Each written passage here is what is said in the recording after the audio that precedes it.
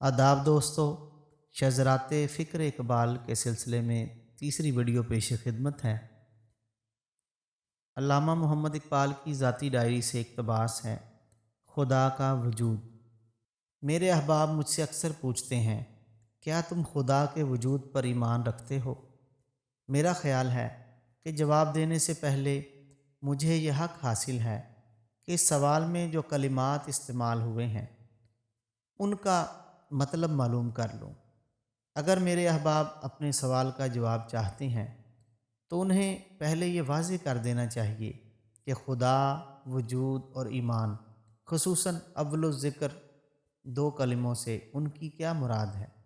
مجھے اعتراف ہے کہ میں ان کلموں کو نہیں سمجھتا، اور جب کبھی میں ان سے کرتا ہوں تو یہ دیکھتا ہوں کہ میری طرح وہ بھی نہیں سمجھتے۔